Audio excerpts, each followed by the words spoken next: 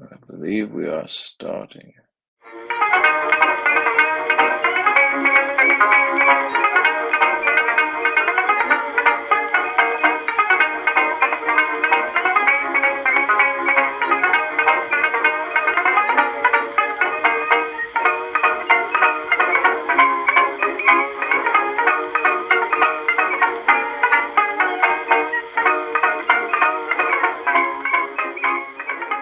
Well, good Hobbit morning. Good morning, buongiorno. How are you? I'm doing well, thank you. How are you? I'm very well, thank you very much. Here we are on our last episode. Yes, last episode. This is a shocking thing. And it took this long for Bilbo to learn how to sing. Less than a year, though. Less than a year. Yes. Less than a year. That's pretty good. We made it in less time than Bilbo.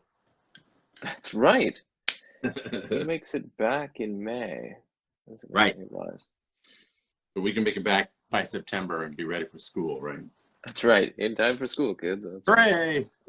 Unless you live in the southwest of the United States, where they've already started. But that's true. But otherwise, hey, this is packaged and ready to go. That's right. It's a beautiful thing to see. Yeah. Well, you know, I thought it might be nice, certainly today, to look over the last chapter a bit, but also just to go back over the book in a sort of a broad, sweeping landscape, like Bilbo over the lands after he crosses over the Misty Mountains or something. Just to talk a bit about literature in general and about art in general, and talk about why this work in particular is important. So maybe we should start first with just a quick synopsis of the chapter itself, and maybe some analysis of that. So we've got, it says, May the 1st that he came back to Rivendell and stood at the homely house. And the elves sing a little song, and then they come back down from Rivendell, Elrond, and they go back home after staying for a while, because of course you can't leave Rivendell immediately. It's like staying in Duluth, you know, you just can't leave. And though some may argue that point.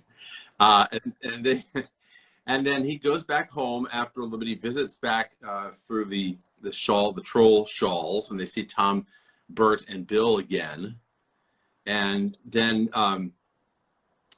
Bilbo says, basically they find the treasure. Bilbo says to Gandalf, says, "You take this, because you can find a use for it." And Gandalf says, "You may find you have more needs than you expect, so keep a little dough." And they put the gold bags then on the ponies, and they take them back. And Bilbo sings this great song, "Roads Go Ever On," and they come back home. And then when they get home, they had this great scene of his house being sold, because everybody thinks he's dead. And so he recovers all his stuff, because he's not dead after all. And then the very last scene of the book is the scene of Gandalf and Dwalin, I think, appear on his doorstep one day, and they have a nice cup of tea, and they have that little conversation that we can get to in a minute. So there's a synopsis of the last chapter. So it doesn't end with a huge like Sam Peckinpah or Michael Bay explosion, or there's no like riding off into the sunset in a way. It's just this sort of it's quaint. It's a sort of a quaint ending in a way, I think. Yeah, it's just a calm coming home. Yeah, very calm, very civilized, I think, and really it's a very peaceful ending. He finds peace at the end. Okay.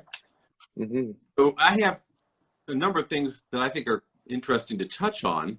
One is that, first off, Bilbo is always singing songs, and I love how he imitates the elves. They sing this lovely song here, and then he imitates them when he sings his song as well. So he's always composing and singing songs, but that's improved over time.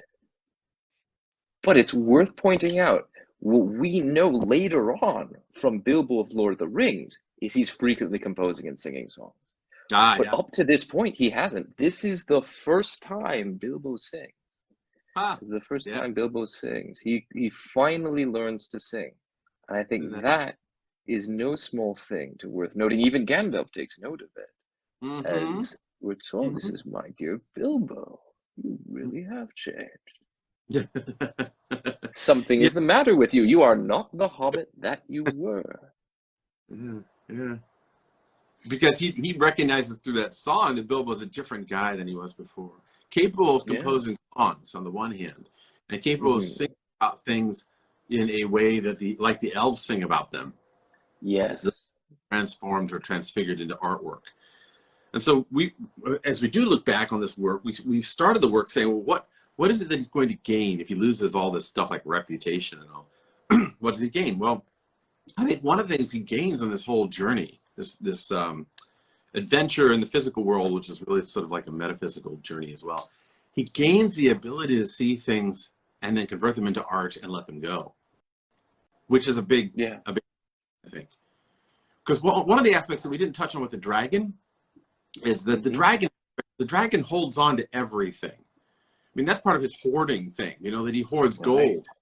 But metaphorically, we're talking about a creature or a being or a person that hoards everything: knowledge, friendship, experiences, harms done to him. Everything is held on, and nothing is converted.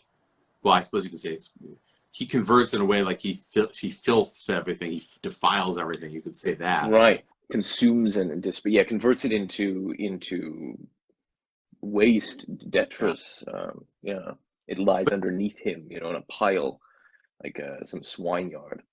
Right, exactly. But he doesn't sing any songs. He doesn't create any art. And nothing's made out of the hoard that he has in his head. And he hangs on to things. And it's an interesting thing to note that to be able to convert something into artwork, even your worst experiences, convert it into artwork and then let it go, is one of the things that keeps us human. Not able to do that until the very end, for instance. And he holds on to that fight or hurt that Bilbo and the others have done to him. And he becomes almost monstrous because of it. And how many people have we known in our lives that are just bitter to the absolute core? Either on the right or the left of the political spectrum, it doesn't matter. They end up being so bitter that they don't see friend for foe. I mean, they see all the time foes everywhere. Everybody's an enemy. And I think to be able to let that go that's important to be able to do. So one of the ways we see here that Bilbo has changed is that he's able to create artwork out of his experience, even the most difficult. And then he's able to let it go, like the Arkenstone. He just lets it go. That's a big deal. My students are frequently kind of mystified when I point out that his struggle in the halls there before he goes down to Smaug, Tolkien makes an explicit point to say that's the most important point there. And going on, most, difficult. The bravest thing Bilbo ever did. Everything afterwards was as nothing compared to that. Right. That is sort of like the pivotal moment where you experience the sorrow or suffering and then you let it go and you go on anyway. And so really even the Arkenstone is in some ways a mirror of that. And then of course this creation of this little song and then letting that song go, that's important because it's an extension of that event that occurred down there in the mine shaft, so to speak. So it was good. We could, I don't want to delve too quickly, I don't want to delve too deep or too greedily too soon. Anyhow, with any one point on this. No problem. But don't want to waken the Balrog. But there is some very deep stuff to jump in here with with some of these songs that I am very excited about. But if we have more to make passes by as we sort of come in for a landing yet, definitely content to do that. Like eagles, we see from a height. Yeah, like eagles. Then we go back to our eyrie. So that's right. An apt metaphor, I think. What did you see in the first one? There's this first song that that they hear when they first come down to the last homely house, and the elves sing this song. And I haven't really, I've not set this to music yet, but just wait, audience, it will happen. That's right. Or the other one. So, the dragon withered, his bones are now crumbled, his armor is shivered, his splendor is humbled. Those swords shall be and thrown and crown perish, with strength that men trusted and wealth that they cherish. Here grass is still growing and leaves are yet swinging, and the white water flowing, and elves are yet singing. Come tra-la-la-la-lay, come back to the valley. So so just that first stanza, it's a reiteration of the first song that they sing when they first come in. Exactly, and we're even told just before the song itself, the line is that they burst. Let's see here. Bilbo heard the elves still singing in the trees, as if they had not stopped since he left. So it's as though their song has just continued on. So that's the framework in which we're entering into this. And so it is like the next verse. We're picking up right where we left off. And in some ways, and you'll notice they cross the water, or they're about to cross the water here. After this song, the elves lead them across the water to the house of Elrond. So now we've stepped out of the out there space, yes, the mythical adventure space, and we've crossed back into the not wild, right? We've crossed the realms from the wild back into the familiar. And that's where Elrond's house is, right? It's the last family house. He dwells on the marches between this world and fairy, in some ways, as we talked about back when we first came through it a year earlier, Bilbo's time. But he's exactly right. That first stanza, Will, as you were saying, that recaps, it echoes the first song they were singing, but it recaps also this theme that you were just talking about, that the dragon is defeated, his throne and crown perish, with strength that men trusted and wealth that they cherish. Those things perish, but yet here grass is still growing, the leaves are yet swinging, the white water flowing, and the elves are yet singing. They're still singing. And then they compare the stars as being far brighter than any gems. The moon is far whiter than silver and treasure. And the fire is more shining on the hearth. The fire on the hearth is more shining and more bright in the evening. That's what gloaming is. It's the sunset for those of you who aren't of Scottish heritage. Than gold won by mining. Fire in the hearth in the evening is much brighter and more gleaming than gold. And so this return to home and hearth, return not to a bourgeois way of being necessarily, but he's coming back to home, but he's seeing it with new eyes, as you were saying. He's got a new lens, and these elves, the elf song is showing us, it's spelling out for us that new lens that allows Bilbo, in other words, that new heart that Bilbo has, that allows him to create his song, that allows him to create his song. Yeah, you know, as you're talking about this, it occurred to me, we talked a little bit about elves, but not extensively about elves and what elves are for Tolkien. You know, back when we did Rivendell, we did the Rivendell tour. Tolkien's elves are really different from how most moderns conceive of elves. They conceive of elves either as these Disney-like pudgy idiots, or else little diminutive creatures that help Santa Claus. But his elves are really not that. They're tall, stately, elegant, very dangerous when they want to be, but very artistic and kind and merciful as well. But there's an element of them that has a human element too, sort of a concern with the world. But they are immortals. They don't, I mean, almost immortals. They don't die unless killed for long periods of time. They live hundreds and hundreds of years, so lasting a very long time. But it occurred to me that when they say that here we're singing as though they'd not left off, they are in some ways like the birds, and there can be a sort of analogy drawn between bird and elf, that birds are eternal and always represent a sort of eternal thing in mythology. The thing not only that has been around and will be around forever, but the thing that flies and accesses that realm of the ethereal. So it's kind of like John Keats in his poem, the Ode to a Nightingale, you know, that I listen to you, and people in past generations have listened to the very same songs. It's an unchanging song that's gone on forever now. Yeah. And they convert things into this beautiful song that can be heard at the best moments, and it sort of changes a person's vision as well. So although I have heard critiques of Tolkien's poetry, you know, being not very good and all this and kind of silly, but his point is that the elves seem silly like birds, you know, twitter, twitter, twitter. Yes. But they really aren't. They're actually more like, they're like eagles themselves, above the fray. If you can imagine an eagle like a songbird, I suppose it's kind of an odd concept, but if you can imagine an eagle like a songbird, that's sort of what they're like. I think that's a really good pairing, though, because we think of the eagle as high and majestic and keen-sighted, which are all true. And a songbird is something maybe silly, flippant, but maybe charming. Often charming. Songbirds singing in the trees, you can't quite see where they are. But beautiful, and you can get immersed and sort of inebriated with the bird song. And to bind those two together, to mesh those two concepts together, I think that's a great way to illustrate what an elf is. I think that's spot on.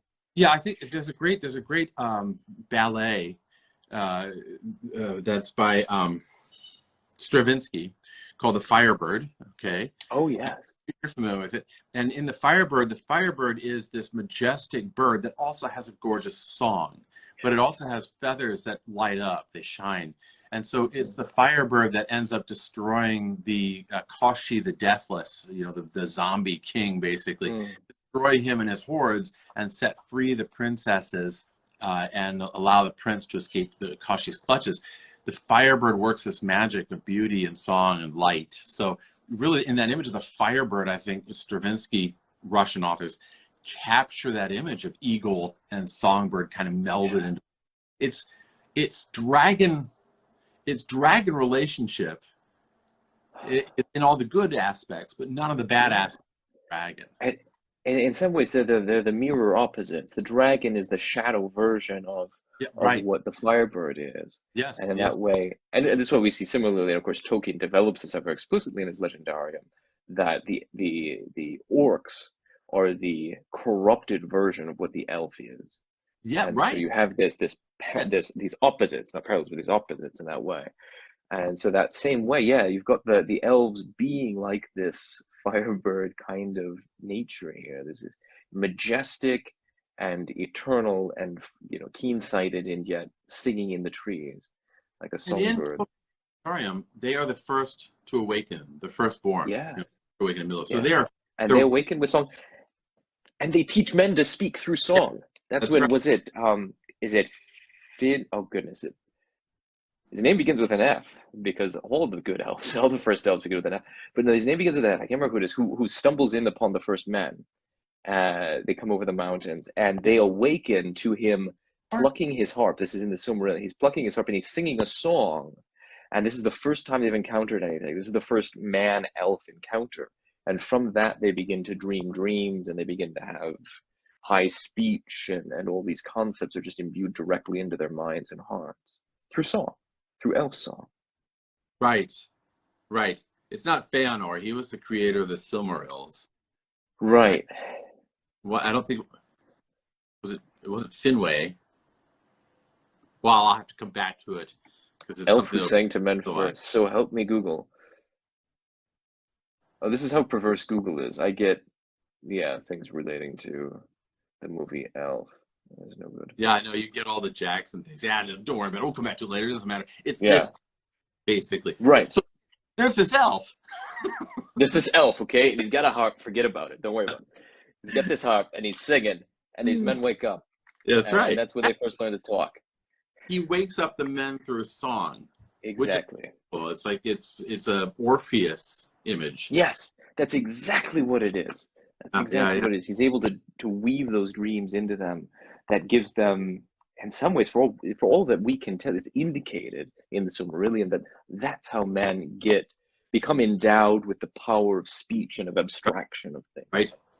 Right. You know, I don't know how much of a artist's work comes from the artist himself or herself, or whether or not it comes from all the things that influence the artist. You know, it's always hard to tell, because a real artist is always converting whatever they're bringing into themselves and changing it, channeling it, making it into song, so to speak. But I know that there was a philosopher lived pretty much contemporaneous with Tolkien, maybe a little after, named Mircea Eliade. And Mircea, you're familiar with Eliade, right? Somewhat, at least, I imagine. And Eliade always distinguished between the sacred and the profane, and that was kind of his thing, was the eternal return and all this. And it just occurred to me that when we're talking about crossing over the water into Rivendell, we're really talking about a crossing over from the profane world into the sacred world. But part of what Eliade hypothesized was that every image that we have emerges from a sacred sense, a sacred space, a sacred thing. And it comes down almost like a river down towards the imaginative world and the profane world. So the profane world's like fed by the sacred world.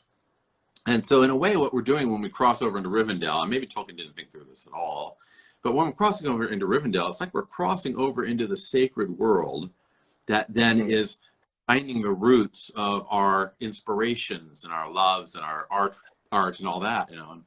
Absolutely. And elves kind of represent those early priests, those hierophants.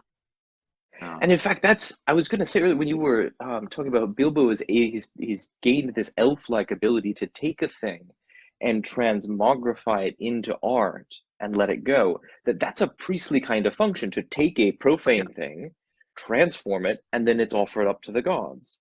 Absolutely. It's transformed into a divine thing, and it flies away like a bird made of clay. It can all of a sudden be granted life and fly. Yep. It was one of the major reasons, I think, that Tolkien was against any dramatization of his work, by the way. That he was very much, you know, Plato in his work says that writing is always inferior to speech. And so he ironically said we should write nothing down, even though he wrote everything down. So, Tolkien's similar in that Tolkien says the works in their original form, in written form, are far superior to anything that could be performed on stage. So to translate them from written word to stage always alters the meaning, always changes them. It makes them more concrete, and makes them more base in a way. I mean, I think there's an element to I wonder. You know, when you read something, your imagination goes with it. Your imagination is working. You're actively thinking about what Raskolnikov looks like, or you're thinking about what Mr. Gradgrind is like. And so when you see him on stage, or when you see her on stage, you're thinking, well, that's not quite it. And yet it's there. And those images then stick with you, and they override the original imaginative image that you have. I think that's true. Yeah. I can see a lot of truth to that. Huh. So one more thing on this. Yeah. The singing about the eternal beauty of Rivendell. And, you know, on one hand, you could say, you know, you jerks. Why? Rivendell's so great. Come to Rivendell. Only $19.99 per weekend. You know, it's like you're kind of just singing about your own little Wisconsin dells here, and I don't know if that's entirely fair. But I think to give it the best light here is more like they're singing about what are the eternal things. All these things that we thought would be lasting, like evil, an empire, a dragon, are crumbled. Or gold. Or gold. Power. Even gold. Yeah. It rusts, it perishes. The only thing that doesn't perish, they say, is grass and leaves and white water and singing and stars and you know, that kind of thing. So they dwell in what is both the twilight and the aurora before the dawn, before the morning actually breaks. You know, it's this space in between. And so they're living it and continually calling us back to this, come back to the valley, come back to the very beginnings, where things flourish, where there's life. And I think that's more the reason behind the Tra-la-la-lally, especially once we know Tom Bombadil and his apparent nonsense songs, Tolkien expands out. So what is this tra-la-la-lally, fa-la-la-la, hey come derry doll, merry doll, me hearties kind of stuff? What does he really mean with that? He's trying to convey to it. He spells this out with the discourse about Tom Bombadil's songs in Lord of the Rings. And I think that's this same thing happening here, is that when we hear it, it sounds like nonsense.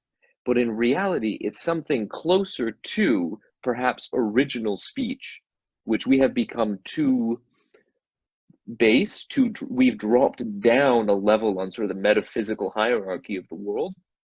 We've become too infantile to understand it. So it sounds like nonsense speech or babbling to us. That's an interesting thing. I've often wondered about whether or not music, for instance, is a transcendental language. Yes. You know? Yeah. I see this all the time. Like the Chieftains would go around, great Irish band, the Chieftains, and they'd go around and they would play music with people from China and people from South America, Africa, and always there was this confluence between musics that they could join together and and speak with one another through the music that they were playing. And I think that's really true. Most, with a few exceptions, because there's some music that I cannot imagine how it would fit with anything. But for the most part, music is able to transcend cultural and personal and political vision in order to bring musicians together, certainly. Mm-hmm. So it's almost like music is itself a first speech, first before prose at all. And certainly all ancient religion was sung, all ancient drama was sung. When a person started singing, there was a magic going on. People considered that a magic going on. Absolutely. So, even the way that up until relatively recently in English, the way to talk about a story being recounted is not that a story is not told. A story is sung. A tale is sung, not spoken. And that's something that we've retained even into the early modern period in talking about it. Yeah.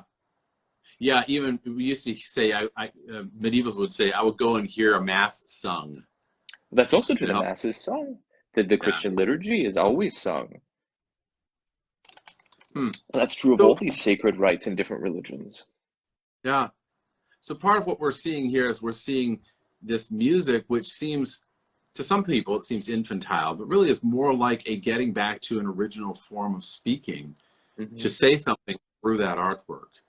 And of course, I maintain that Tolkien in the back of his head had medieval jongleurs and troubadours going on, so he probably was hearing that when he was writing his poetry. Okay, just the fact that they say come back to the valley, that is a beautiful, enticing thing. And of course, everybody longs for that sort of peace and that being out on the lake in the morning fishing, you know. Oh my goodness. Finish Free by Yeats, you know. I stand on the roadway or on the pavement's gray, I hear it in the deep heart's core. You know, there's this longing for that. And it's I think it represents the longing that we have for God, for the divine. That our longing for that peace and that quiet is a longing for the peace which passeth understanding. But it's also dangerous. It's fey. You know, we talk about how elves can be dangerous, not just because they swing swords and jump over oliphants, you know, whatever, but also because but also it's more, elves are dangerous because they live in that world of the Fae and they call other people to that world. And so they're always singing to mortals, come away, leave behind all of your responsibilities, your family, your job, your society, leave it behind, come away, come golfing, come fishing, you know. And if you followed that, you'd be in kind of a world of hurt, because mortals, well, we have a hard time with it, you know. Because if you're and it's not because they're evil, as I said, it's not because following them would in and of itself, you know, per se be evil or wrong, or necessarily an abandonment of your right and proper duties. Yeah, it can be that, but not necessarily that. It's the fact that it's perilous. That's why it's different from being, right? It's not evil, it's perilous. And I think just to highlight for everybody, there's this distinction. Perilous means it's dangerous. It may be a good thing for you to go and follow. You may be invited by the elf king to traverse some time to sojourn some time in Faerie, the land of Faerie. But you certainly can't force your way into that. That would be evil, and that would be deadly. But it's perilous to go there because you're invited, and you may be meant to go. You may be, you know, many are invited, but few are chosen. Why few chosen? Because you might burst into flames or melt on the spot. Because if you haven't been purified and strengthened, if you haven't undergone the necessary transformations, like if we learn anything from fairy stories, all these ancient tales, you need to somehow be oriented right. You need to pass through the sacred stream. You need to go through the fire. Something has to happen to purify you, to strengthen you, to transform you in some way, to render you capable of entering into Faerie and coming out not unscathed, but at least not going mad, not bursting into flame, etc., etc. Or not getting lost in the dark wood, for that matter. No, right. Because it's not a theme park, you know. Right. And unlike that's exactly right.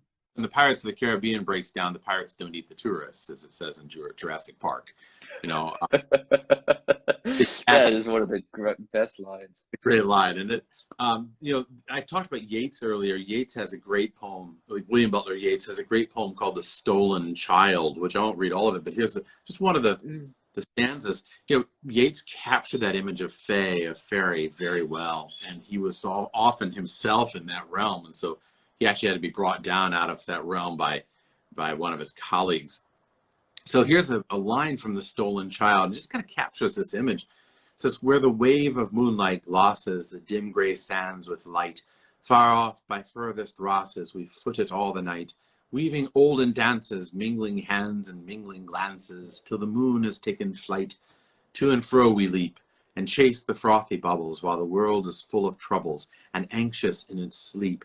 Come away, O human child, to the waters and the wild, with a fairy hand in hand, for the world's more full of weeping than you can understand." The guy gets that idea, you know, the world's full of tears and weeping and sorrow and misery and struggle and strife and sweat and blood. And our world is calm and peaceful and beautiful and lovely and full of song. Choices. Which one? Which one? Yeah. You know, if you wanted a really good taste of what music is like that captures this image, I would, you know, there's a lot I could suggest. I would suggest listen to a band called the Corries, not just you, sir, but I mean the audience in general. Listen to a band called the Corries. They're a Scottish band, and they sing a song called Garton Mother's Lullaby, and it's absolutely magnificent. It's a beautiful piece that they do, and it really speaks to that longing for the other world, the fairy world, a dangerous world, and yet a beautiful one too. And one last suggestion: when you get tired of Tolkien, I would suggest read C.J. Cherryh. C.J. Cherryh is a fantastic, and I hope I pronounced her name right. It may be Sherry or Sherai, but C.J. Cherryh is a fantastic author of the 20th century as well. Not so recognized as she ought to be, I think. But one of her series she did was called the Eldwood Stories, and it was the main character was Arafel, and she was a member of the She, of the Elvish race. This story, the story is really intriguing because she lives in dream time, where she's out of the slipstream of time in general. And so the whole story focuses on her, and various characters of the mortal realm come in and out of her world. But because she's in dream time, they die. And hundreds of years pass, and then she comes out of dream time again, and it's a whole new set of people. And it's like, what happened to this guy, you know, back here? So it's an intriguing way of looking at the whole fairy thing, not from a human perspective, but from a fairy, from an elvish perspective. Because what would elves think if all their mortal friends died within a day for them, you know, a very short time period? So the Dreamstone, Eldwood, and the Tree of Swords and Jewels, really, really good novels to read. So I highly recommend them. Oh, that's fascinating. Yeah, it's good stuff. All right, cool. Did you have else about this or about this song? Yes, so they have this song, and then Bilbo falls asleep. Essentially, he nods off while Gandalf is telling Elrond everything that's happened.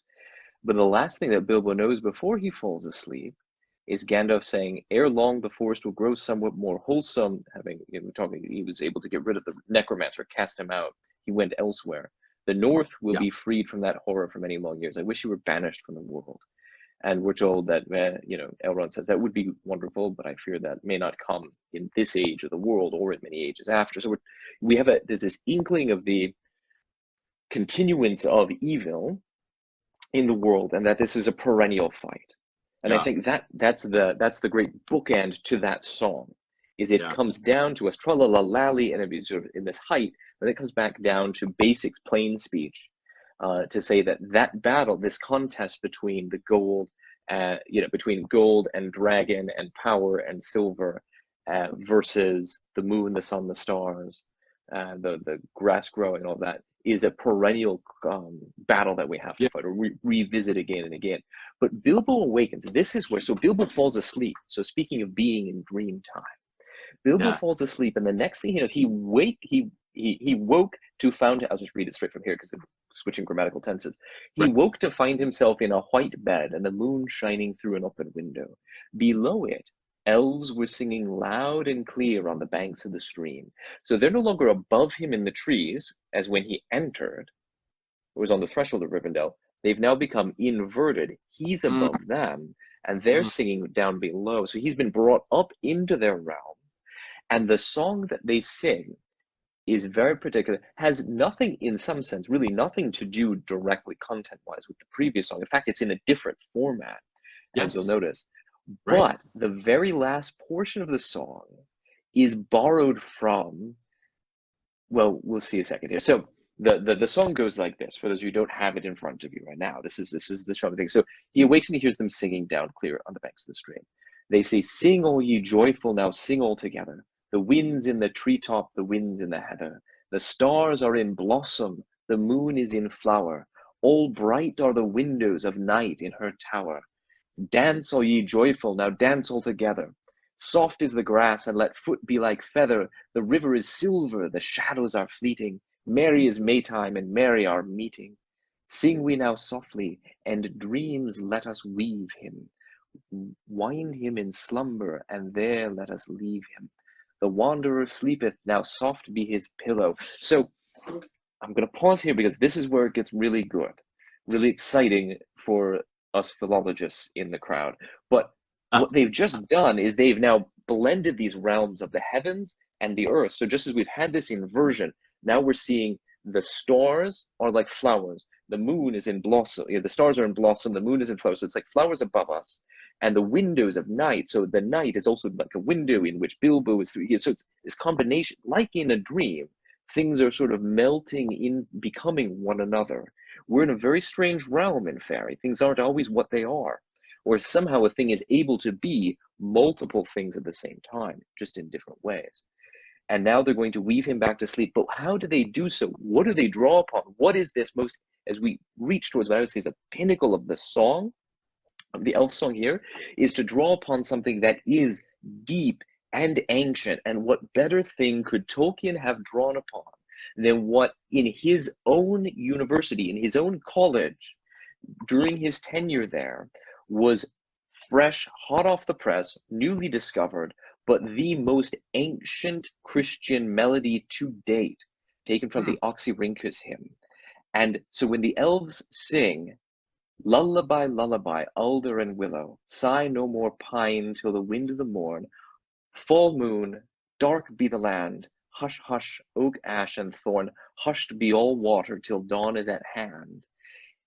That last portion of this stanza here in this song is Tolkien, I posit, is Tolkien's reworking of what had newly been discovered and brought to his university in his own day. So in 1922, the Oxyrhynchus papyri were discovered, particularly the Oxyrhynchus hymn. It is the earliest known manuscript of a Christian hymn. So we have the melody, it's actually the notation itself along with the words. And the words run like this with the melody. So you're hearing it here first, folks. Britanio sigato, midas trafaces fora lampeston, potamon rothion pasai, imnum tondimon, ai kai doxa theimon dotirimon panton agathon. Amen, amen. I skipped out a part in the middle there, but the translation runs roughly like this, not put in Tolkien's poetic form, but just the words as they are, is, "Let the night be hushed and grow silent, let the stars dim their lights, let the rushing rivers and the winds become calm, and as we sing praise to the Father, the Son, and the Holy Spirit, all the heavenly powers echo back their praises. Amen, amen." And so on to, basically glory to the Trinity. But you have these words of let the sun, or it's, and this is a rough translation because parts of the manuscript are just missing, essentially torn out, they brought it away. But you have the idea that you're calling on the stars to dim both light and sound, to dim down the luminary in the sky, in this case Tolkien chose to say moon, to become dark. to let the willows or the trees become calm and stop their whispers, and let the water be hushed until the dawn is at hand, because we're going to sing the dawn, and this hymn comes in the context of singing the dawn of the rising of Christ on the Sabbath, on the Lord's Day, right? So it's the kind of positioning of this hymn. So I posit that he's taken that as an inspiration for this. That's beautiful. That's beautiful. I love that. I love the Oxyrhynchus hymn. I had not heard it sung as well as you just sang it, but I had not made that connection. It's a wonderful connection, and I think you're probably that's probably right on the mark, Cameron. That's because of course he would have seen that, heard that, and been wowed by it, certainly as a philologist, but also as an historian. And sure, he would have wanted to incorporate it. I mean, this is like finding out, some stunning thing about ancient history that had not been around forever, and suddenly your world is opened up. Yeah, that's really magnificent. It's makes me have to go back to the drawing board on this poem too. I said it's music a few episodes ago, but I had not thought about the oxy. I did. So that's quite spectacular.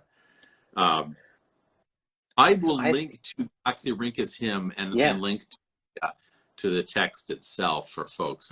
That's too good to just let go. Can I go back to something real quick that you certainly read here, but I a little bit too.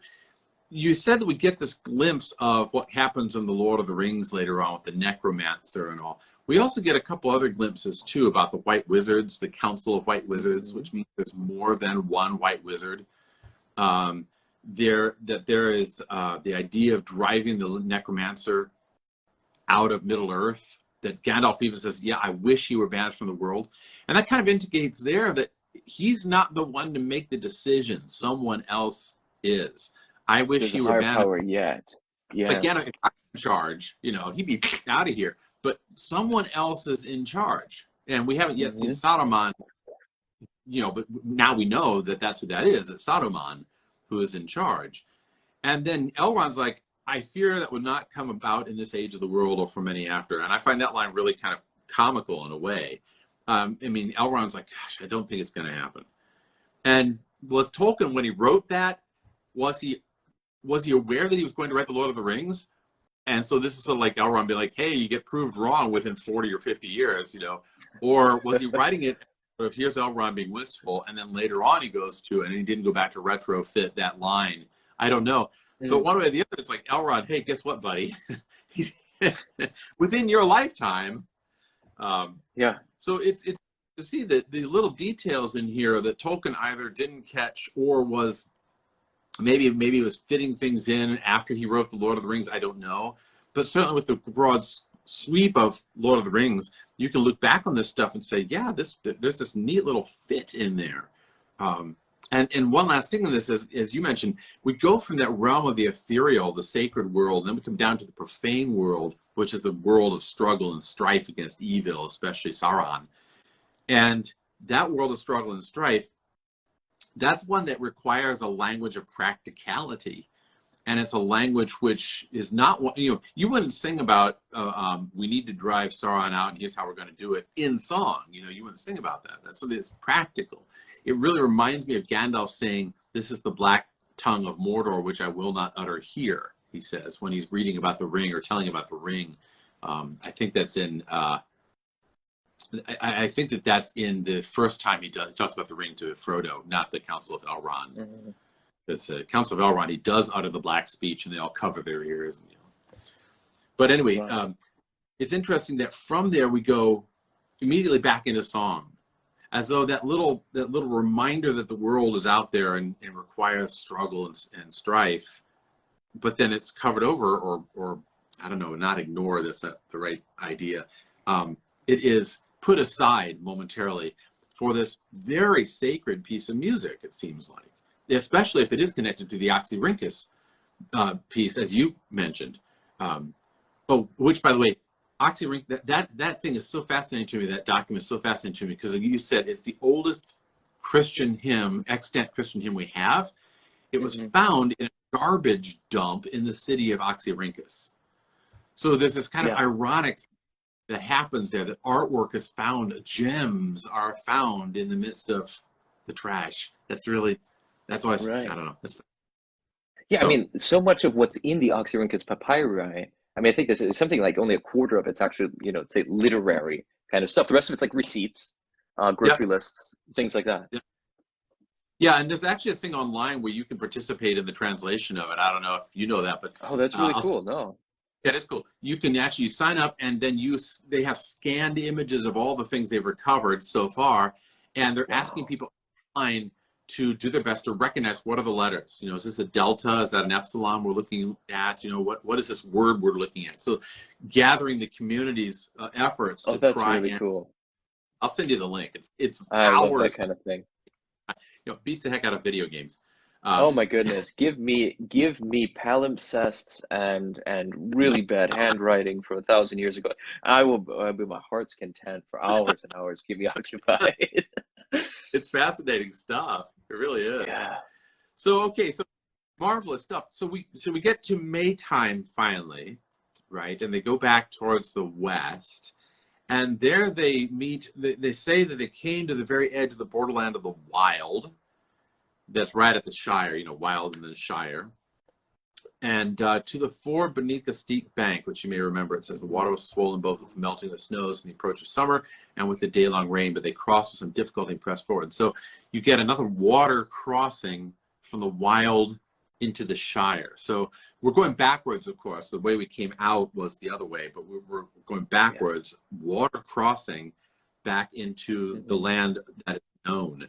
And one of the things to note in this, and Tolkien was very aware of this, is that the Anglo-Saxons saw a water crossing as a very important event. You didn't just go and just skip over the river.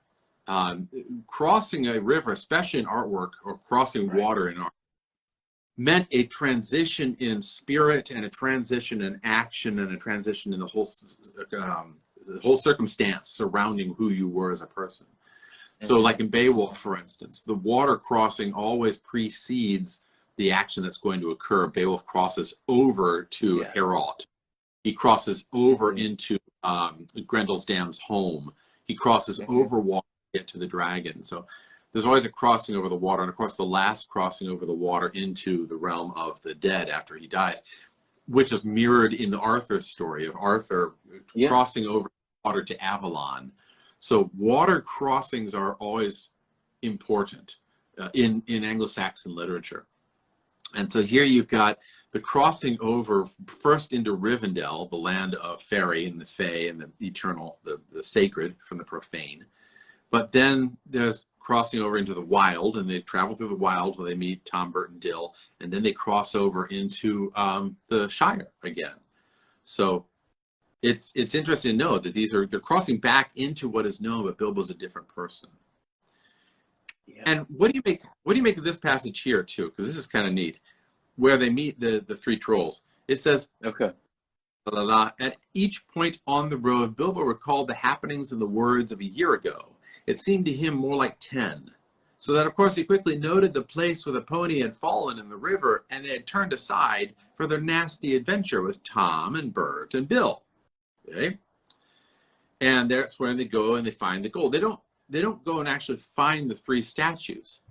But it does say not far from the road, they found the gold of the trolls, and that's where he gives some to Gandalf, or tries to give some to Gandalf. And Gandalf says, keep as much as you can. Yeah. What do you make of that returning to, that was his first big adventure, right? And that's right. He returns to it now, and he doesn't even see the trolls, but they're statues now. They're inert. Right. We see them later in Lord of the Rings with Sam and Merry, Pippin, and Frodo. But that's really the next time that we see them, and that's the next generation. And I think there is something very significant here. That Tolkien is also exposing something of his own experience in that, having seen the Great War for him. And I say this because I can recognize my own grandfather's experience from World War II, where he had a similar adventure, was taken by the trolls and was taken to prison camp and eventually escaped and got out, and a similar kind of thing. And my father's whole lifetime, none of these stories were recounted. It's not until my lifetime that those trolls, that the stone statues of the trolls are able to be visited.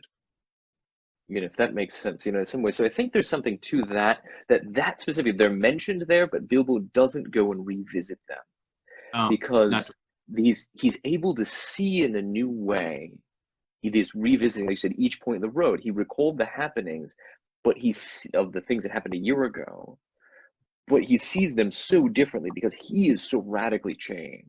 Yes, yes, that he gets even gold. There, it's exactly. He gets it, and the trolls are made conspicuously absent from what being one of those points stop, because it's not a tour, right? It's not a tourist kind of journey. You know, it's, oh hey, and this is what we saw the trolls. Let's take a picture by the stone statues that were trolls. There's something still too real and too wounded or woundable, something too evil yet about them in that way. It's not until a generation later there's a bird's nest growing in one of their ears. They've got covered with lichens and moss, you know, when really 60, 70 years or something has passed, more than that even have passed by that point, where they're deemed safe to come to, because the trolls are something dangerous. There's something about that. But here, he's seeing it in a totally different way. He takes the gold, and I think we see his good hobbit sense elevated. So it's not merely good hobbit sense to say, here, you take this, Gandalf. I dare say you could find a use for it. I've got more than I can carry back. And as he mentioned earlier, there's good hobbit sense, but it's good hobbit sense made magnanimous, because we've already seen Bilbo the Magnificent, or Bilbo the Magnanimous, in the way that he gave this necklace to the Elf King. You know, say, well, you know, I hope it at least covers somewhat of thieving I did in your halls. And he has this new attitude of, like you said, this detachment from things. That's more than just the good hobbit sense of, "Bah, what is treasure? I don't have any use for treasure." There's something more to that in this. But we also see Gandalf's long-sightedness to say, you know, he can see ahead. Gandalf can somewhat see ahead on the road, say, you may have more needs than you expect, you know, as we'll find out shortly. Yeah. Now, I like very much that idea, for instance, that the three trolls are absent. And we get a similar experience in Lord of the Rings when they are passing back after their adventures. And I don't have my text with me. I thought I had the dragon horde downstairs. But they pass by Weathertop. Yeah. And I don't remember exactly how it is, but I think Frodo has them just pass on quickly, because the pain for Frodo is still there. The wound is still there. Exactly right. Yeah, and I think that's absolutely a repetition of the same theme. Yes, yes, it is. Some wounds are too grievous to revisit in this generation. Well, I think it'd be, I can't speak for this because I didn't go through the experience, but I think it'd be a lot like a guy going back to Normandy Beach, you know, and by now Normandy Beach is pretty tame, and it's got, you know, walking paths and everything's nicely groomed and all this. So it's a very different experience that you're going through when you go to that exact same spot on the earth where you almost bought it and you saw all the people you loved buy the farm, you know, and the horror of that experience and the struggle through it to get up that beach and take that point is interior for somebody who has been through it. And yet it's a very real thing, but it's now inside them and wounds them, but also allows them a certain gold in their generosity to other people and their strength to do lesser tasks. I think that a guy who had that experience of Normandy would have a fairly easy time being able to manage against lesser threats after that, you know, because at least this, one of the guys, I remember this from Band of Brothers, he said, whenever it got cold, he said, at least I'm not in Bastogne, you know. He recognized it's not that bad. Bastogne was the worst. I think that here it's kind of speaking to the conversion of the experience of pain or terror, the conversion of it so that it becomes interior, and when you revisit it, you don't have to see it directly. You know it's there. You know, it's just, it now produces the gold of generosity or of magnanimity or whatever it is. Yeah. But you don't need to go to the thing and see it because you were there. You knew it. You knew it happened. That's exactly right. Which is another interesting point about artwork, because artwork is part of that gold, isn't it? I mean, we produce artwork through the experiences and pains and joys and sorrows that we've gone through. And they're very real things that we've gone through. We don't have to go back and do them again just to get more artwork.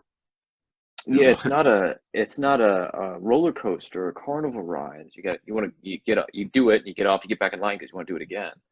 It's a very different kind of there's a movie with Humphrey Bogart and Barbara Stanwyck called The Two Mississippi Girls, made back in the 1940s, I think late 40s, and it's a magnificent movie. But he gets remarried to Barbara Stanwyck, and the previous wife has her demise is suspect. They're not really sure whether she was murdered or not. But the servants say that the guy was nuts, and that he would paint until he ran out. He would take inspiration from his wife, and then when he ran out of inspiration, he would paint her as the angel of death and then kill her. And so Barbara Stanwyck starts fearing for her life, and she goes up to the attic and she discovers, lo and behold, there's a painting with her as the angel of death, and Humphrey Bogart's coming after her, and it's a great movie. But it's kind of the opposite of this. It's the artist who is insane and draws from that he has to go back to and then destroy in a manic sort of way. Now, where Tolkien is suggesting here that artwork is in some way something that you don't have to go back to that source again and again and again. You don't have to go back to the thing in order to get the eggs out of the goose or whatever. It's just there. I mean, it seems to me actually that's where, and I can't pinpoint one precise example, but there are a number of fables and fairy tales that somebody keeps going back and back to the same thing. I mean, there's one very simple thing. If you keep trying to get back into fairy after having been there, and then bad things happen to you. Oh, yeah. Or continuing to mine from the same place until you wake in a Balrog, or all of that.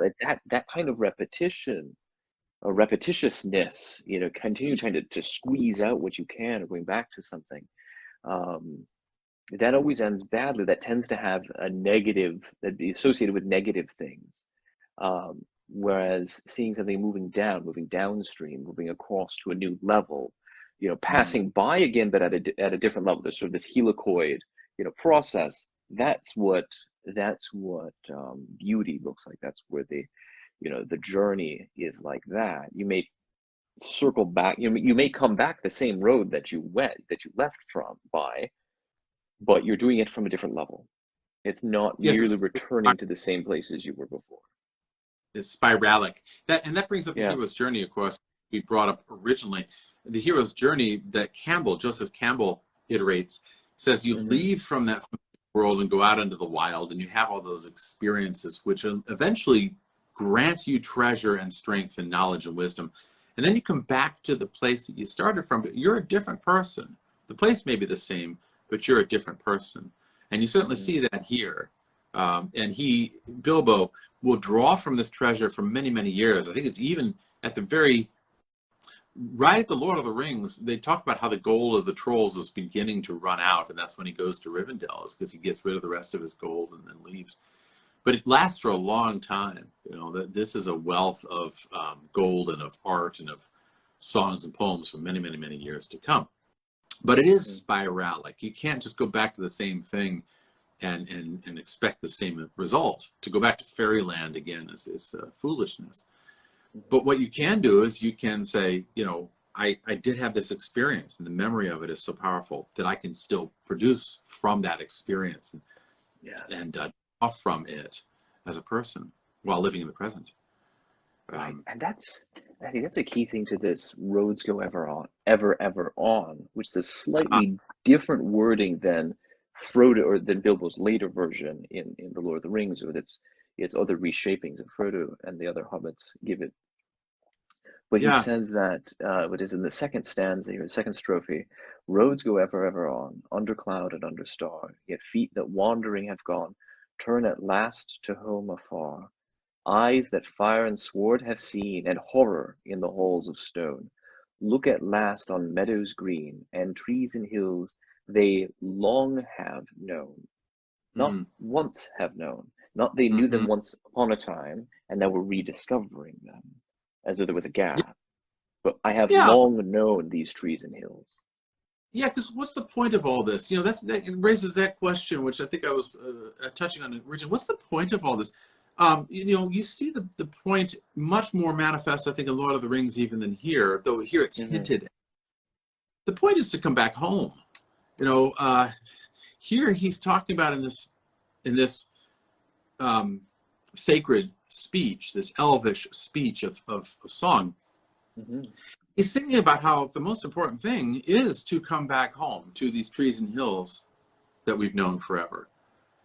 But you come back home with different eyes, of course, but that's the whole point. And we see that in Lord of the Rings, where Sam, the very last part is Sam coming home to his family and to his daughter, Eleanor, and how he is content. He says the very last line of the whole work is, well, Rosie, I'm home.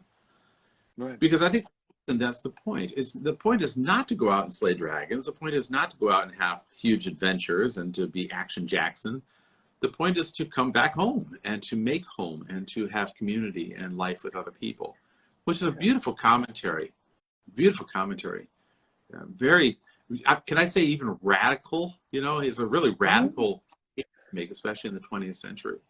Yeah, and I think that's because it's the opposite of, and I want to highlight a nuance here, because you have, not every story is an Odysseus story of leaving Ithaca, going out on an adventure and coming back to Ithaca. Some stories are the Aeneid story. So Aeneas leaving Troy, coming to a new place and becoming the father of the Roman race, creating a new home. And he's coming to a home nonetheless. In both kinds of stories, you're coming to a home, whether it's geographically the place that you left or in geographically a new place. And I think that's a distinction to highlight, that even in both of those, you still have a homecoming. And there's a sense, say, in the Aeneid, I mean, he's destined, and that way he's predestined from ages back by the gods to come to this particular place. And so even there, it's a coming back home, like John Denver, coming home to the place you've never been before, Rocky Mountain High. And I think, that it's still coming home. That's different than the boldly going where no man has gone before. Let's just go out and wander. Let's leave. Let's be a people that are just, it's all about what's behind me. And I'm going off into the great wide open to somewhere else. I mean, all of this is going to get censored by Facebook, I'm sure.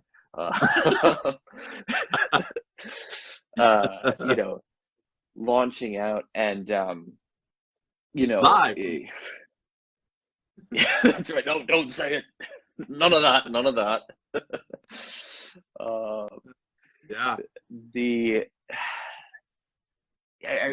Risk, ground control to Major Tom kind of references here too, but it's just, there you are floating in a tin can out in the middle of nowhere. But there's this difference where there's this impulse to run away and leave, and that's very different than the hero's journey, whether it's a journey of return back to the place of origin, or whether it's return sort of metaphysically back to a new place that is the home that's always been calling you. Both of those are legitimate tales, let's say, or kind of themes, kinds of stories that can be told, but they're both still a homecoming kind of story. And I think that's the difference between the two versions of the song, Road Goes Ever On and On, from The Hobbit versus Lord of the Rings. And just to give kind of the first bit of each, the roads go ever on and on over rock and under tree, by caves. Can I sing it? Is that all right? Can I quote, just following Donald Swan's version of it. Donald Swan is you get a fellow who I think in Tolkien's own lifetime, if I'm not mistaken, put these songs to actually melody, these words to melody. He says, roads go ever on and on, over rock and under tree, by caves where never sun has shone, by streams that never find the sea, and so on. But the roads go ever on. It's a number of roads looping out and coming back, right? That last, they look at last on meadows green and trees and hills they long have known. So it's a going out and coming back, sort of like this beautiful, really it's the image of like a rose window in a Gothic cathedral, these things that spring out and return back to the source. But the Lord of the Rings version is the road goes ever on and on. So the road, singular, down from the door where it began. Now far ahead the road has gone, and I must follow if I can, pursuing it with eager feet until it joins some larger way, where many paths and errands meet, and whither then I cannot say. That's a road that goes. Yeah. It's dangerous business stepping out your front door, right? As Bilbo later tells Frodo. That's a road that goes out, and you don't know if it comes back. Yeah. But it goes where you need to go. Yeah, and not to get too ahead of ourselves, but in Lord of the Rings, of course, for Frodo, he doesn't come home. He has to go to the Grey Havens and then on to the Undying Land, because his wound is, what he suffers is so great that home for him is no longer a possibility. And in that sense, there's a tragic element in Lord of the Rings that you don't find in the Hobbit, you know. Perhaps, I would challenge that. I would say that depends on the stage at which a person is at when they read that chapter, the departure at the Grey Havens. Because I think there's a person who could read it and say, oh, that's tragic. You know, when Frodo says, the Shire has been saved, Sam, but not for me. Yeah, not for me, right. There's a tragedy to that. But if you read through to the end, you see that, you know, Sam and Merry and Pippin are riding back, quiet, and they headed home. But Frodo, meanwhile, was on the ship, and the havens disappear behind him, and he passes through a curtain of rain falling as they pass through, and then eventually he sees in the distance a bright green country under a swift sunrise. And if that's not coming home, I don't know what is. Yeah, he comes to a different home, I guess you could say. Maybe we can make the point that for Frodo in the next book, he comes to the sacred home. Yeah. You know, the home from the source of all the beauty that he had lost there in Middle Earth. So in that sense, it's not tragic. It's true. I suppose it's only tragic if you see the Shire as being the terminus. If this world, even the best of this world, like the Shire, is the terminus, then there's not really ultimate and enduring hope. Yeah, it's tragedy. Yeah, exactly. And it's tragic that Frodo goes off, and you know, it's even tragic you can say that Sam has to stay with his family, you know, because gee whiz. But it's not the ultimate end, and I think Tolkien's Catholic vision really infuses that image, because he saw that for his own life, and even for his wife and his friends, this wasn't it. That there is something much greater, and that we get glimpses of it every now and then through artwork and the like. But it's not even and you know, maybe this is what Bilbo gains there in the tunnel going down to the dragon. I don't know, but that when you finally come to grips with that vision that there's something beyond this world, the labors that we go through now, although they are struggles, are not the worst thing ever. You know, they're actually, because you realize that this is not it, and what we have in front of us, as much as we love it, is going to fade, like the elves say. Even gold, there is going to be for all the beautiful stuff that we have, and once we get over that hump, realize it, we're okay with it. We're like, it's fine. There's something more. Yeah, and we can move on. And we see that in great art, whether it's visual, whether it's song, whether it's stories, tales that are sung. That the great one, the real good stories, like Sam talks about when Frodo and Sam are walking to Mordor, are the ones worth singing, the ones worth hearing about. Show us that there's something more. They fire us up into this transcendent space, into this mythic time, mythic space, to say that no, there is something beyond merely the imminent, even the best of the imminent. And I had an idea on that where, you know, I pointed out before that moment in the tunnel that Bilbo has with Smaug is in a way facing down the fear that is at the core of every human heart that puts Eden in jeopardy. It's the fear. It's the fear of the lie that nothingness is at the core of our existence. Okay? Yes. And if nothingness is at the core of our existence, then yes, everything around us is in jeopardy, and that's terrifying. And we better get some power in order to save what is around us. Eat the apple, take the ring, conquer Middle Earth, and make everything a garden like Galadriel is tempted to do. Because if there's nothing beyond this world, then this is it. We have to have a political solution, or it's all going to go to hell in a handbasket. But once you face that fear, you can actually master it, because it's essentially a lie or a half-truth. You know, the half-truth that the serpent tells Eve in the garden is just that. It's a half-truth. Okay. In that way, she says, elaborating on God's words, if we eat the apple, we will die. Which, by the way, God does not say. That's Eve's own creation. If we eat the apple, we will die. If we eat the fruit of the tree, we'll die. And the serpent says, no, you won't die. You'll become like gods, knowing the difference between good and evil. And so the serpent leaves out the part, right, that you'll have this knowledge of good and evil. And knowledge of good and evil is more the point.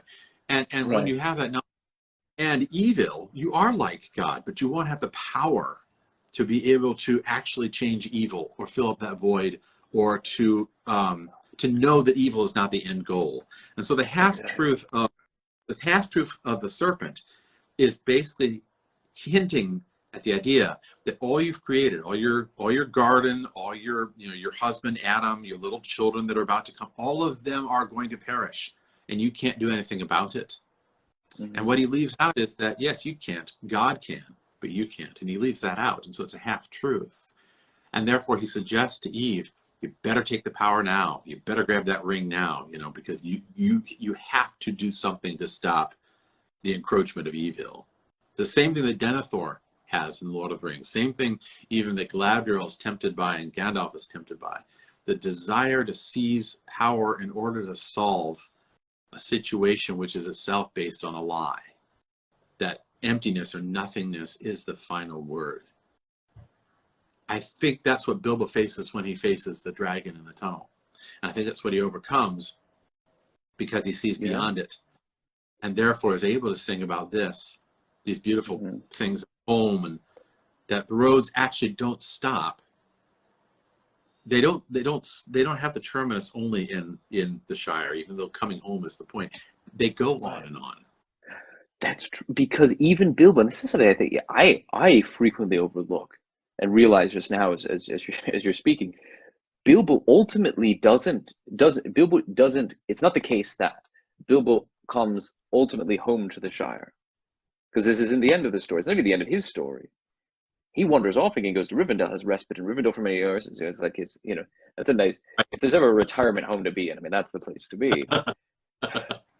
And at the very end of Lord of the Rings, Bilbo comes. They wait. Frodo doesn't get to go on the Grey Havens until Bilbo and Elrond and Gandalf and all of them are there.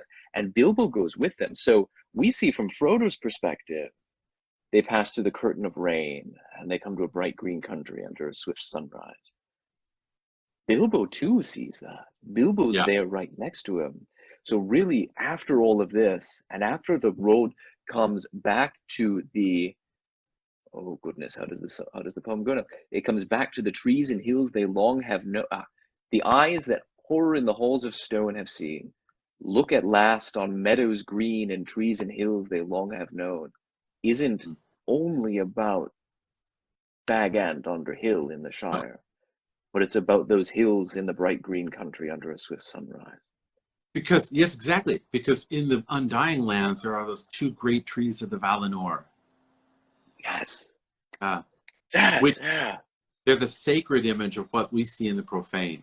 They are the Aedoi of Plato, the forms. That is to say, they're the real thing. Of what we see are just the shadows and images, glimmers of. Yeah. Without all of the sorrow of the world that Yeats was talking about, in his poem. You know, when we say the world's more full of weeping than you can understand, the weeping in that realm, every tear shall be dried from off the faces. You know, that as the great poem from the Bible says.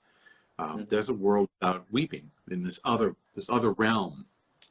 And I want to go back for just a minute to something which I find an interesting connection, because what was the first thing that really kicked Bilbo out of that Shire world? Yeah, it was Gandalf and the dwarves who kicked him out without a handkerchief. But the thing that really kicked him out was that first encounter with the trolls. That was his first real encounter with darkness and evil, and the terror of darkness. And it's really intriguing that his first encounter with darkness and evil was a triune experience.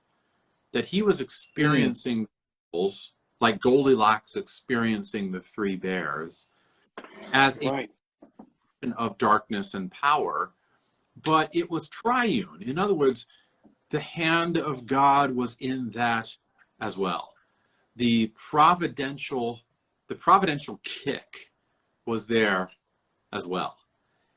Just like experiencing Satan at the root of the inferno, that's what you know. Is I have to get out of hell, okay? But really, his whole story is I have to get to see the stars in heaven, which is the end goal of the three-part cantos. And when he sees Satan, he's seeing a triune image. He's three-headed, and each head gnawing on a sinner.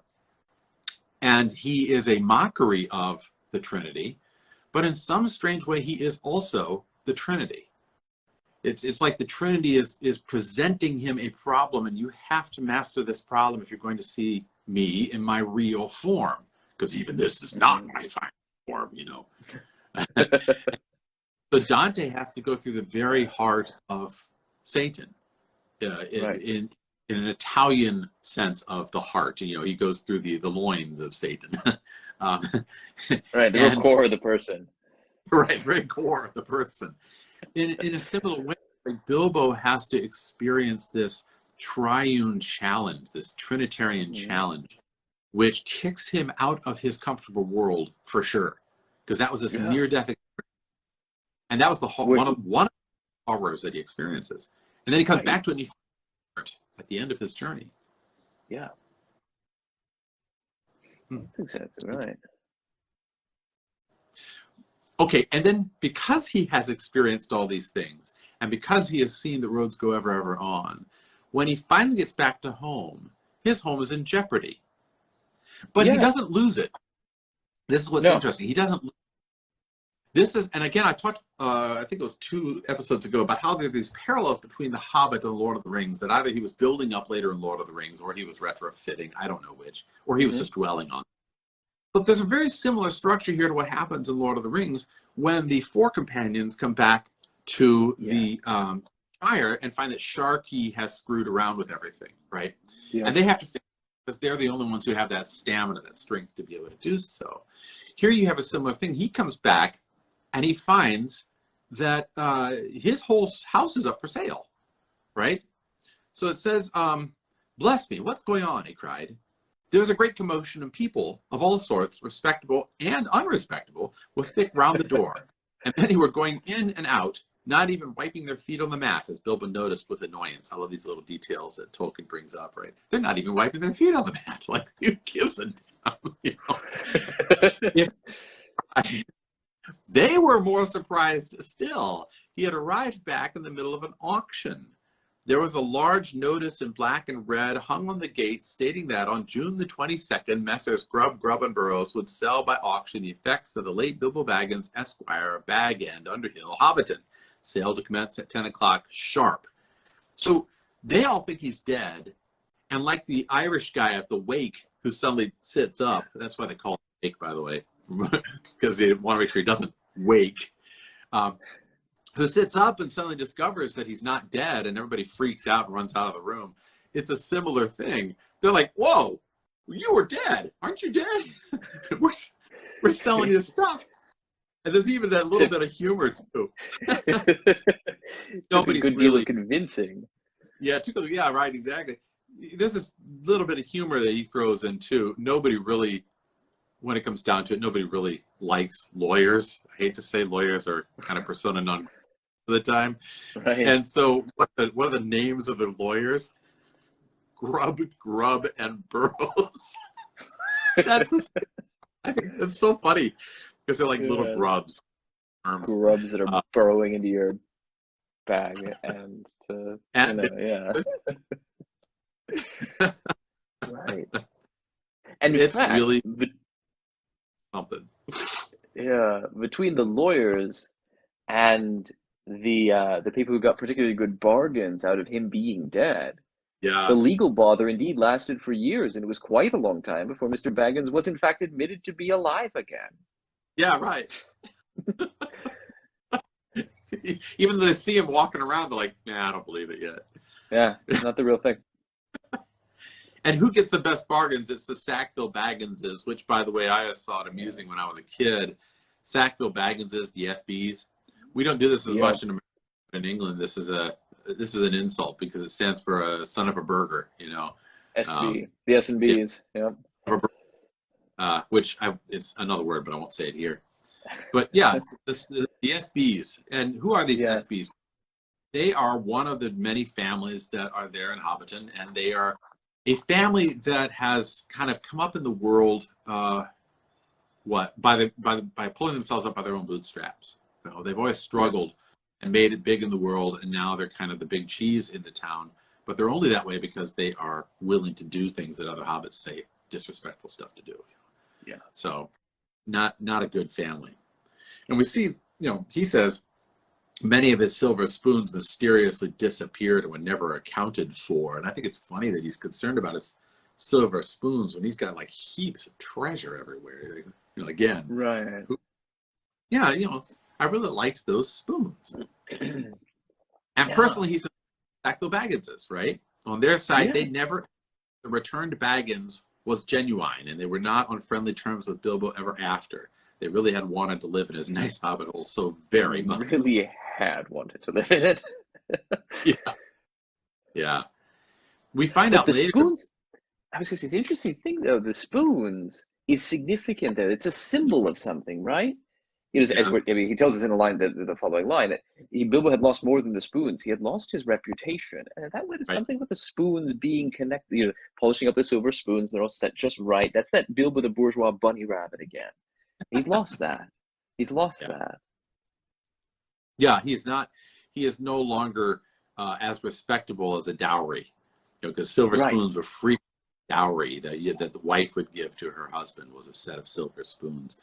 So silver spoons kind of represented that respectability.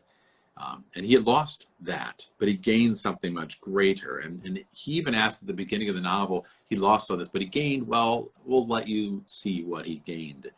And I think he gained something where he is this is why I think the Sackville Bagginses are kind of interesting in this story. We find out later in The Lord of the Rings, actually, that they occupy a particularly interesting place because they're the only ones who stand up to Sharky at the end of the story. And Leia herself actually beats one of the guys over the head with her umbrella and gets thrown in jail for it, and et cetera, et cetera. Yeah.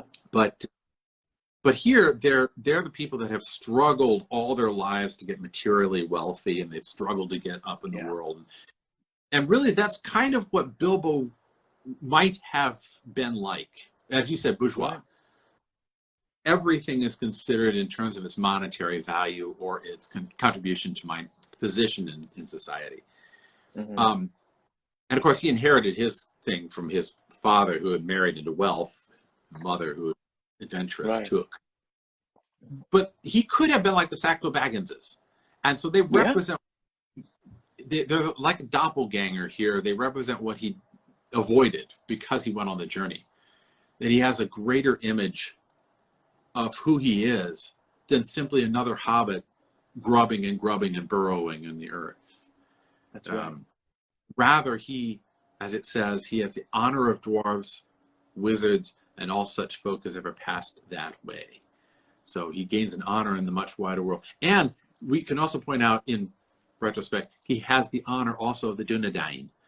Even though they don't appear here, we know that they exist. We know they're on the periphery protecting the Shire. They would have been aware of this family, Baggins and Bilbo especially. And so when they meet finally, Strider is very aware of who Frodo is, and what stock he comes from. So, yeah, it says he was, in fact, held by all the hobbits of the neighborhood to be queer, except by his nephews and nieces on the Took side. But even they were not encouraged in their friendship by their elders. But the idea here is that he's off, he's queer, he's odd. He says, does things, thinks things that nobody in their right mind in Hobbiton would think. Respectable people don't behave that way. That's right. How could you think that? That's just going off on adventures, hanging out with those dwarves and elves and men from the wild. So coming to next. Oh no. So and we could end the novel here, except for this last scene. We could end the novel here, and there's a question that's raised. He comes back to his domestic thing. He recovers his home, and things are set right. So there's a certain closure there at the end of the story.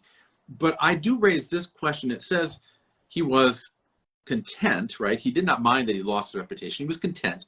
And the sound of the kettle on his hearth was ever after more musical than never been in the quiet days before the unexpected party. So things are like heightened now because they're actually seen in their proper light.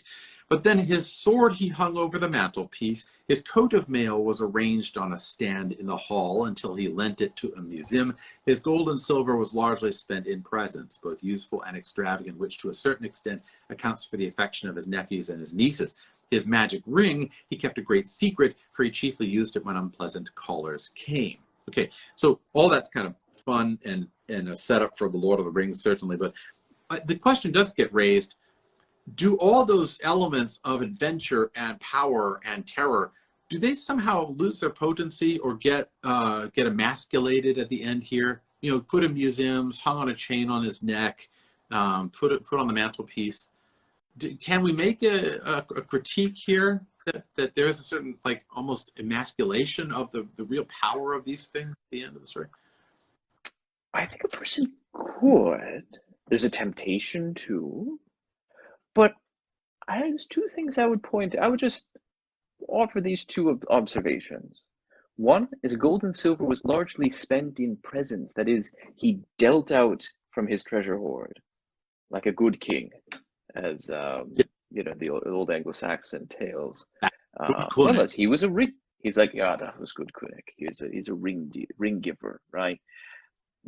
But more than that, so there's this magnificence to him. There's a greatness of spirit. There's the opposite of bourgeois pusillanimity, which we talked about in the previous episode.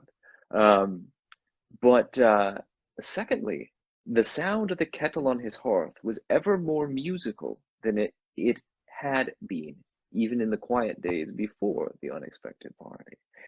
Yeah. And he took to poetry and visiting elves. So I don't think these things are emasculated. They're just, I don't know, what's it like? I suppose a sword back in its sheath. A fire in the hearth is a fire nonetheless.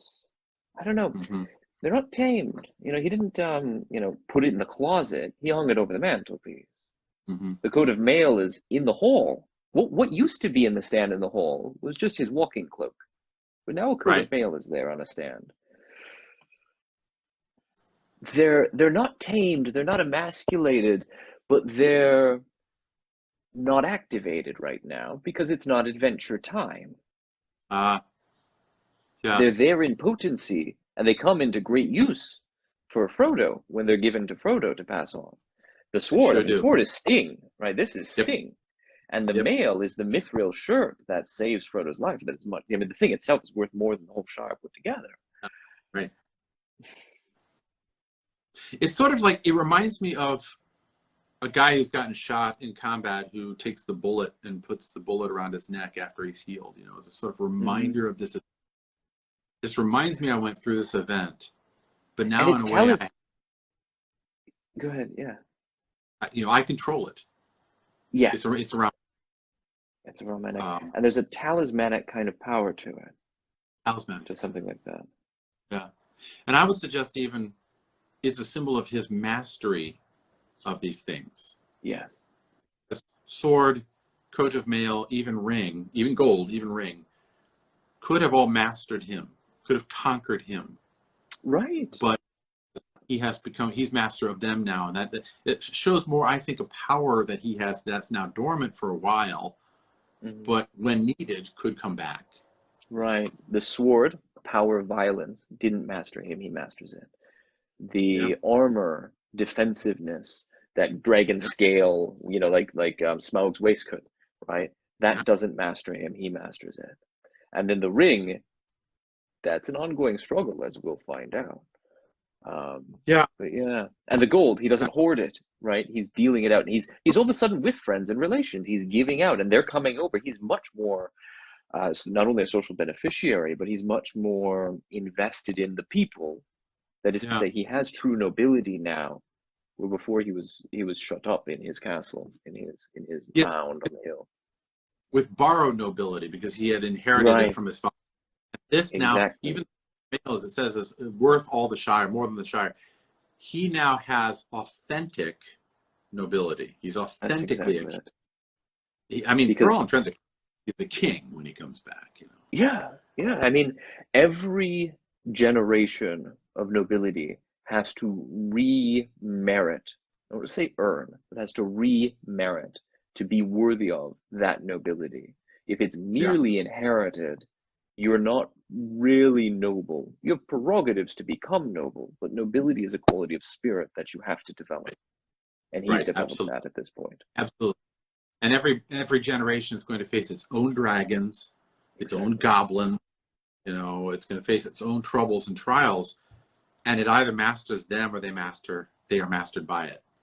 So, but if they master it, they can come back to the place they never left, so to speak, and be authentic kings, and not just borrowed weeds.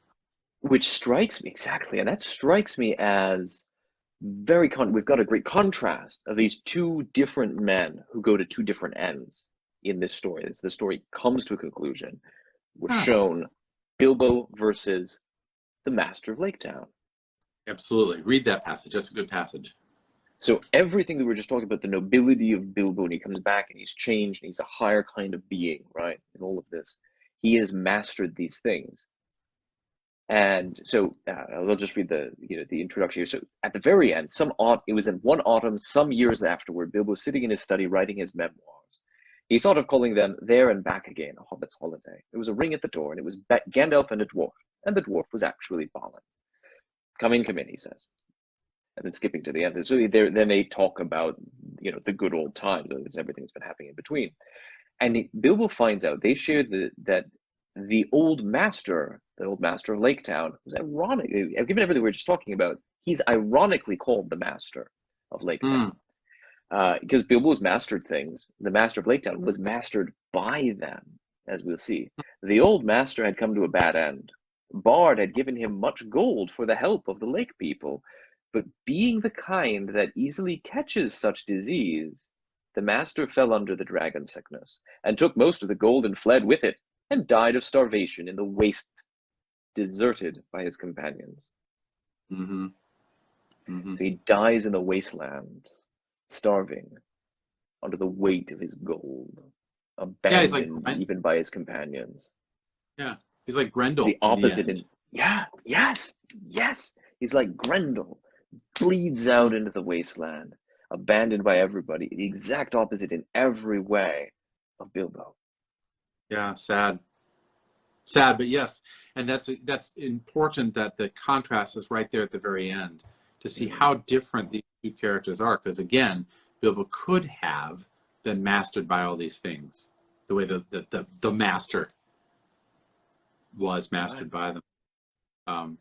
Just a quick, interesting contrast there. Frodo, when he comes to the cracks of doom and he decides not to throw the ring into the fire, for a moment he becomes the Dark Lord. He becomes the Dark Lord, and only by the event of Gollum does he avoid that, and then comes master himself again. So you get a similar image here that the master of Lake Town is kind of like the Frodo at the cracks of doom. He gets consumed by all that stuff that was so tempting, wealth and power and all this. Yeah. But Bilbo doesn't. Yeah, and Bilbo's standing up to it so much so that he's a great figure in his own country, but also in the minds of the elves and the dwarves and the men of the rest of Middle Earth. So yeah, and interesting that Balin would be the character that brought this up. Balin was always the lookout. Well, he was always the lookout, and I think Balin was the guy that actually volunteered to go with Bilbo a little way down the tunnel. Yeah, that's right. It was a guy who actually sympathized with Bilbo when Thorin was going to throw him down onto the rocks. Yeah, he's the kindly elderly figure guy. He's like, "Oh, here, come here, kid. I'll yeah. I don't remember, but it might either it was Balin or it was Glóin. Maybe it was Keely, but I thought it was Balin, who at the beginning had the judgment that he was a grocer more than a burglar. But even if you want to express that, it seems as though Balin shared that opinion at the beginning. Yeah. And so there's a change in the vision of Bilbo among the dwarves, that he's moved from being a grocer to being this king, right? Yeah. In the estimation of the other two. Yeah. So here we are at the very end, and we see that there's a real difference in how Bilbo has changed. And there's this last statement, which always has struck me as very, very powerful. This is really an interesting change. Because Gandalf, he says, "Oh, the prophecies are true after a fashion, I guess," said Bilbo. And Gandalf said, "Yeah, well, why shouldn't they be, right? Why should they not prove true? Surely you don't disbelieve the prophecies because you had a hand in bringing them about yourself. You don't really suppose, do you, that all your adventures and escapes were managed by mere luck, just for your sole benefit? Right? There's a providence there. What are you? Right. You're part of a bigger story." Yeah, right. Yeah. Like, come on. And then he says, "You're a very fine person, Mr. Baggins, and I'm very fond of you. But you're only quite a little fellow in a wide world after all." "Thank goodness," said Bilbo, laughing. Tobacco jar. Yeah. So his final realization, his Nothe se auton, is really realizing his place in the universe. Exactly. That's authentic humility. It's not, "I'm just a small bunny rabbit. I don't go on adventures. We don't have any interest in those big things. Those are for other people." It's, I played a part in bringing these prophecies about, not because I'm me, but just because I was part of the tapestry that was there. And I'm only a little person in a great wide world. Thank goodness. And the tobacco jar. Right? I'm really glad Bill Gates. Right. Like, that's sprezzatura. That's sprezzatura right there. Right. The paradigm of chivalry of these things. Yeah, right, exactly. Yeah. There's a wonderful ending at the very end, and I wonder if there isn't a parallel between the last, really what we have here at the end is a giving thanks, a Eucharisto. Yes. That Bilbo said, "Thank goodness," or "Thank God." That's a Eucharist. Yeah. So at the very end, we have that thank goodness thing. And I wonder if there isn't a parallel to what happens in Lord of the Rings when Sam comes back home, his humble little hobbit, and he says, "Well, Rosie, I'm back." Yeah. The coming home idea. One last thought, Cameron, and it may be too big a can of worms to open right now, but why is reading Tolkien important, do you think? Not the only thing that needs to be said, but the only thing insofar as it contains all the other things, is that Tolkien is I think, first and foremost, especially at least in the 20th, 21st century, the author of hope in the English-speaking world. His is the literature of hope.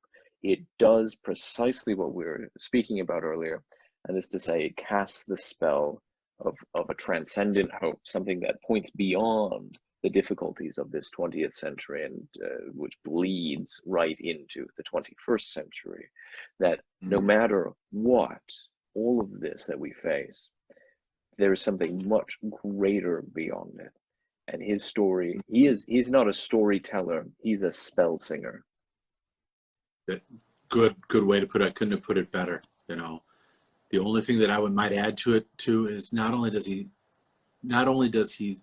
tell us about hope, he incarnates hope. Yeah, because I think my father used to say, and he might have been quoting Chesterton when he said this, so I'll give the credit to my father and let Chesterton just work it out. In order to envision salvation, you have to first envision Red Riding Hood and the Goldilocks and Three Bears. In other words, you have to begin to see things in an incarnate way in order to get to that greater vision. And I think our vision of the things unseen, I think it's Hebrews that says, you know, faith is the hope in things unseen. In order to hope in those things unseen, we have to first see those unseen things incarnate in a way, in a story, in an artwork, in a song. I think Tolkien doesn't just sit there and philosophize about hope, and he doesn't just give us some doctrinal thing or say, you know, you need to buck up and start hoping. I think he incarnates it. You know, as you said, he weaves a spell.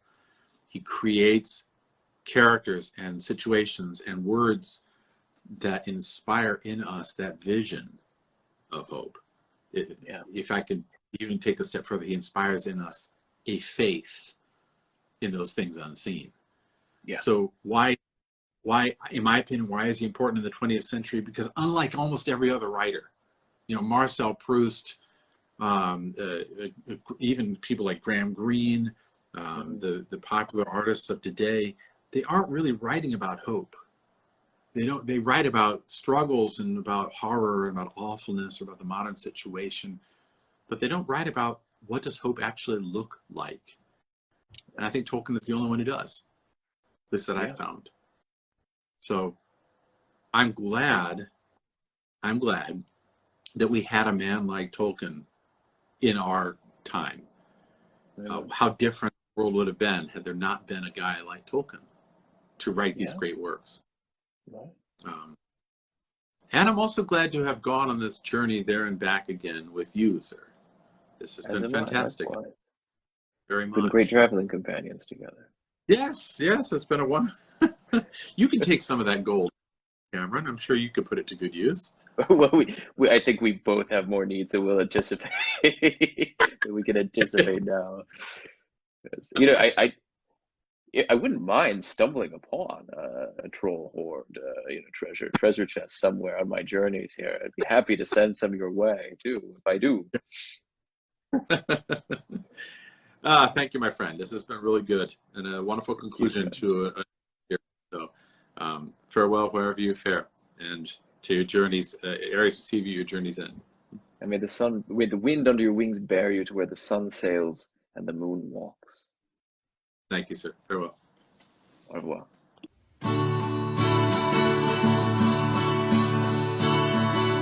Rose to ever on, over rock, under tree, by caves that never sun has shone, but its green never find the sea.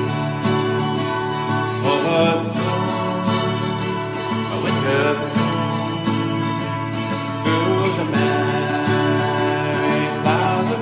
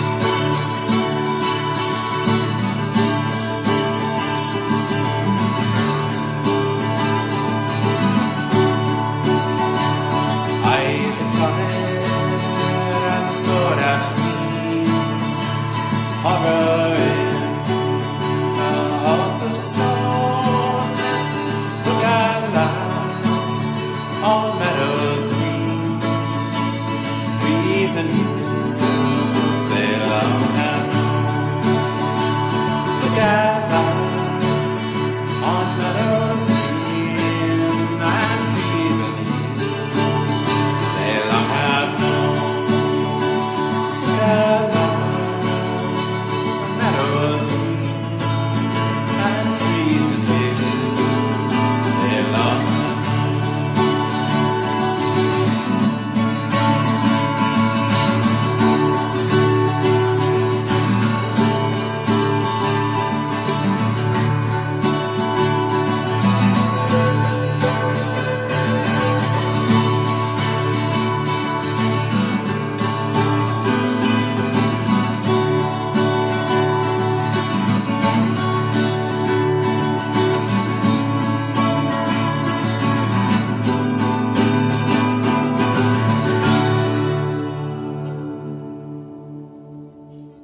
Rose good ever on, over rock and under tree, by caves where never sun has shone, by streams that never find the sea, over snow by wind has sown, and through the merry flowers of June, over grass and over stone, and under mountains in the moon.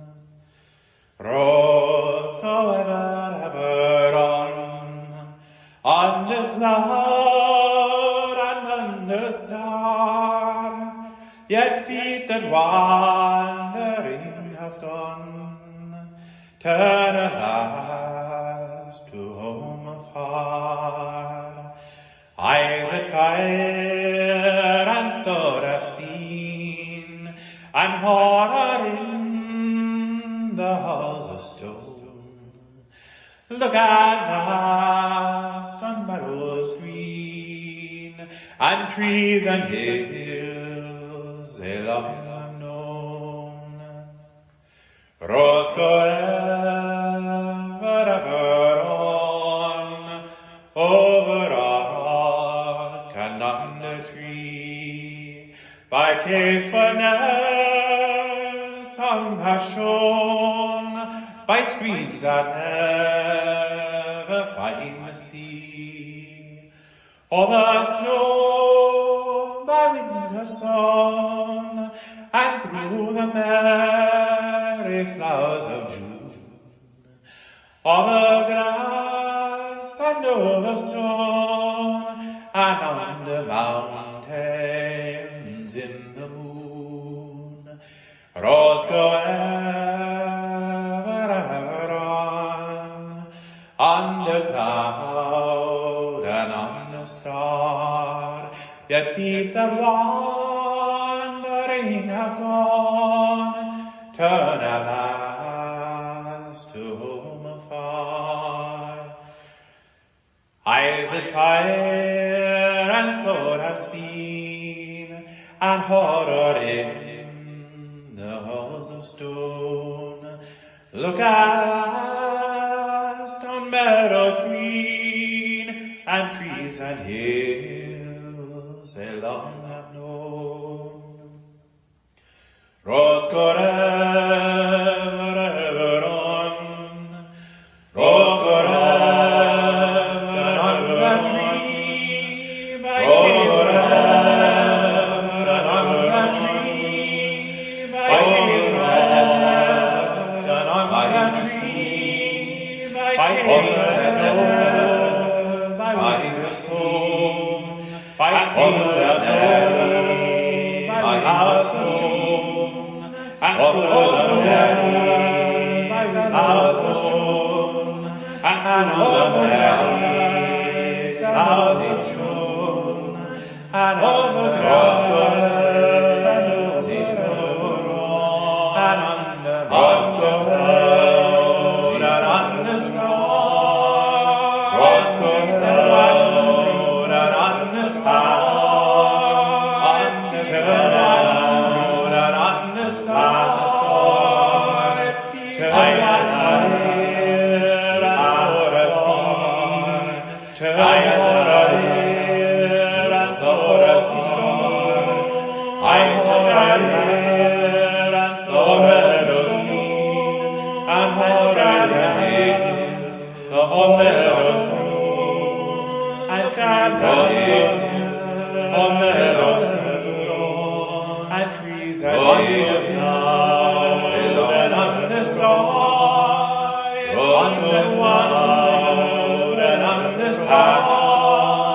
on the cloud and on the sky, it feet that wonders to afar, turneth to afar, turneth to afar, turneth